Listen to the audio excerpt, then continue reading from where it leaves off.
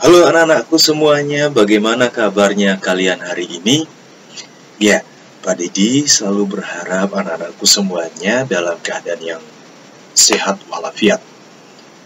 Kenapa? Kalau dengan keadaan yang sehat, anak-anak semuanya bisa mengikuti pembelajaran dengan tubuh yang prima.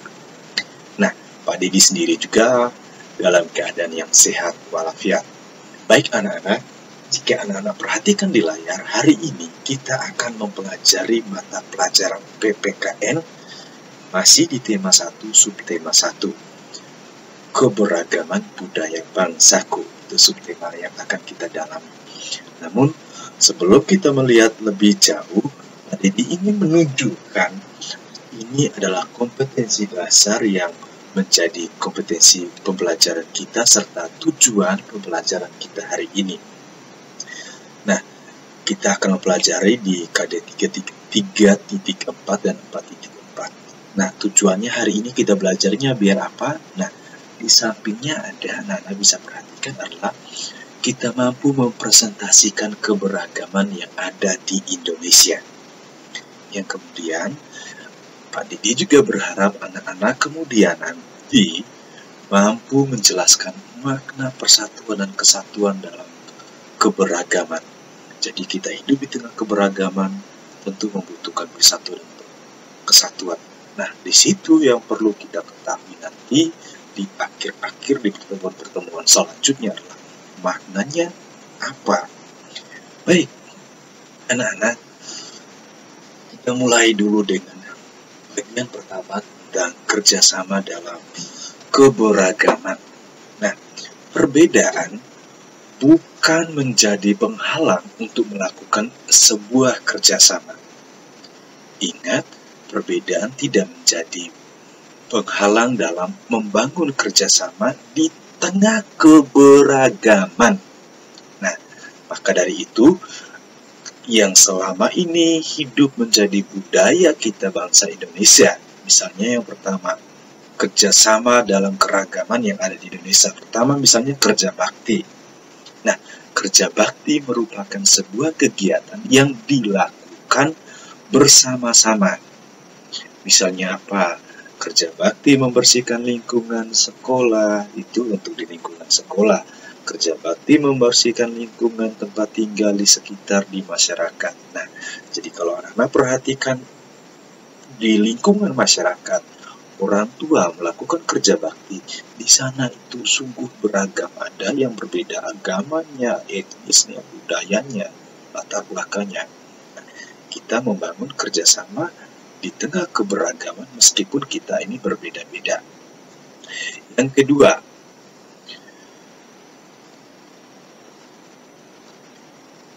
kedua itu adalah misalnya festival budaya.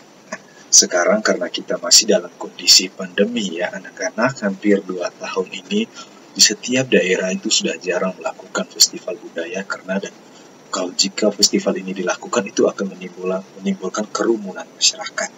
Nah, festival budaya adalah acara yang menampilkan kebudayaan dari seluruh provinsi di Indonesia.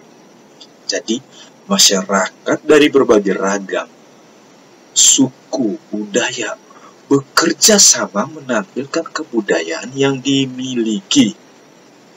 Misalnya, festival budaya yang menampilkan budaya Betawi, tapi acaranya dilakukan di Bali. Atau misalnya kemarin di teks bahasa Indonesia, anak-anak membaca teks bacaan yang berjudul Pawai Budaya. Nah, di sana ada berbagai macam suku yang ikut di dalam pawai budaya tersebut. Yang ketiga, nah ini festival makanan tradisional. Ya, jadi biasanya kita festival makanan tradisional itu acara yang menampilkan juga berbagai makanan khas Indonesia. Nah, kemarin siang Pak Didi menanyakan kepada anak-anak apa keragaman yang ada di Indonesia. Misalnya ada yang menjawab kemarin adalah makanan, ya, makanan khas, makanan daerah. Jadi para penjual itu kemudian bekerja sama untuk menyajikan berbagai makanan khas dari daerahnya masing-masing. Misalnya Festival Kampung Dulu. Festival ini itu menyajikan makanan Jakarta dan makanan Nusantara lainnya. Banyak sekali kita di Jawa Tengah itu juga banyak sekali festival yang bisa kita ikuti. Nah, oke anak-anak, itu tadi adalah rangkuman materi di pembelajaran kita hari ini. Singkat ya, singkat. Namun di sini Pak Didi menampilkan latihan untuk kita untuk bersama-sama kita menggali keberagaman. Nah, Pak Didi mengajak anak-anak untuk menggali keberagaman. Di sini bisa anak-anak perhatikan ada teks. Ya, ada teks itu ada gambar bapak-bapak yang rambutnya keriting, ada yang pakai pengikat kepala segala macam. Nah, itu adalah cerita tentang Pak Sami, Pak Encep, Pak Made, Pak Udin, dan Pak Nur. Nah, tugas anak-anak apa? Tugas anak-anak adalah mengidentifikasi keragaman itu. Misalnya, Pak Sami itu asalnya dari mana? Bahasanya bahasa apa, makanan-makanan apa, alat musiknya apa, pakaian daerahnya apa, tariannya apa, dan kebiasaannya apa. Nah, di sini sudah dijelaskan Pak Sami itu asalnya dari mana? Asal dari Maluku. Oke, kalau Pak Sami dari Maluku berarti bahasanya bahasa apa? Makanan tradisional Maluku itu apa? Alat musik tradisionalnya apa? Pakaian daerahnya apa? Kemudian kebiasaannya apa? Silakan berdiskusi, minta bantuan kepada orang tua, saudara, atau kakak, bahkan bisa dengan teman kelas kalian. Kalau kalian punya kontak HP, bisa berdiskusi bersama-sama melalui WhatsApp untuk melengkapi pertanyaan latihan kita hari ini.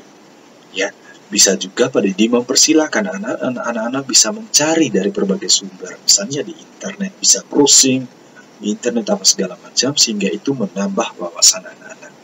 Oke, demikian untuk pembelajaran PPKN. Jangan lupa tugasnya yang kalian kerjakan di foto, kemudian lampirkan di classroom. Mari sekarang kita lanjut ke bagian berikutnya. Nah, di bagian berikutnya kita ada mata pelajaran seni budaya dan prakarya. Nah, ini pelajaran sebetulnya nanti dia akan dibantu oleh Pak Priyo. Nanti Pak Didi akan berimprovisasi dengan Pak Priyo. Kita lihat dulu, ini adalah kompetensi dasar dan tujuan pembelajarannya di KD 3.3. Dan tujuannya adalah kita mampu mengidentifikasi gerak dasar gerak tari Bungong Jeumpa dengan posisi tubuh berdiri. Yang kemudian kita membuat atau mempraktikkan dasar gerakan tari Bungong Jeumpa. Nah, ini tujuan yang dilampirkan, tapi nanti di latihan Pak Didi sedikit geser dari tujuan ini. Yang sebetulnya Pak Didi ingin menggali kemampuan anak-anak tentang seni tari nanti. Nah, anak-anak, di dalam dunia tari, hal pertama yang menjadi kita perhatikan adalah dasar-dasar gerak tarinya. Ini pemahaman yang harus anak-anak pegang. Salah satu unsur utama dalam tari adalah gerakan tubuh. Jadi, gerakan-gerakan tubuh itu menjadi unsur utama. Tidak akan disebut sebuah tarian jika orang berdiri di panggung dan hanya diam. Itu bukan nari, ya, itu pantomim. Pantomim punya ada gerak. Jadi kalau orang menari, tubuhnya bergerak, luas. Nah, kalau Pak Didi, kalian lihat Pak Didi pandai menari? Tidak, Pak Didi nggak pandai menari. Nah, gerak tubuh dalam tari ini fungsinya untuk apa? Fungsi untuk mengekspresikan suasana atau tema dalam tari tersebut. Maka itu penting sekali dituntut gerakan dalam menari. Kemudian, gerakan dalam tari dapat disesuaikan dengan lagu. Nah, kalau anak-anak perhatikan ini di layar itu misalnya ada yang menggunakan lagu pengiring. Jadi, lagu pengiring ini dapat menggunakan lagu daerah tergantung tarian yang ditampilkan. Misalnya di Jawa Tengah ada lagu Lir-Lir. Nah, itu salah satu lagu yang biasa dijadikan sebagai pengiring gerak dasar sebuah tari. Lanjut, nah ini anak-anak bisa perhatikan karena hari ini kita belajar juga tentang salah satu tarian daerah, yaitu tarian Bungong Jeumpa. Berasal dari mana tari Bungong Jeumpa? Dari Aceh. Nah, ya, itu dari Aceh. Itu tarian daerah Aceh. Nah, anak-anak, di sini Pak Didi menampilkan beberapa contoh gerakan dalam tari. Ada gerakan 1, gerakan 2. Jadi penari mulai berjalan berdampingan, bergerak ke kiri dan ke kanan, lalu berjalan ke tengah dan menghadap ke depan. Itu untuk gerakan 1 dan gerakan kedua. Kemudian ada juga gerakan ketiga dan keempat, itu di mana berputar berlawanan arah, terus tangan kanan berada di bahu dan tangan kiri direntangkan ke samping. Itu untuk gerakan-gerakannya. Kemudian ada gerakan kelima, itu mulai saling berhadapan-hadapan dan berjalan di tempat. Kemudian kedua tangan diletakkan di bahu, yaitu untuk gerakan yang kelima. Kemudian ada juga gerakan keenam, jadi mulai bergerak bersamaan, terus sambil memegang ujung kain selendang dan diangkat ke atas.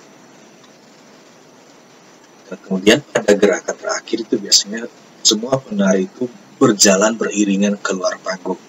Nah, sambil kedua tangan memegang ujung selendang. Jadi rangkaian gerakan yang pada disajikan ini untuk anak-anak yang suka nari, misalnya boleh dipraktekkan di rumah sambil melihat kembali gerakan-gerakannya, urutannya seperti apa dan gerakannya bagaimana. Jadi itu adalah gerak tari daerah dari Bungo Jeumpa yang berasal dari Aceh, sehingga silahkan anak-anak bisa mempelajarinya, gerakannya seperti apa. Pak Didi karena nggak pandai menari ya, makanya lebih memilih duduk di sini daripada sambil menari, karena Pak Didi jujur Pak Didi nggak pandai menari. Seperti itu.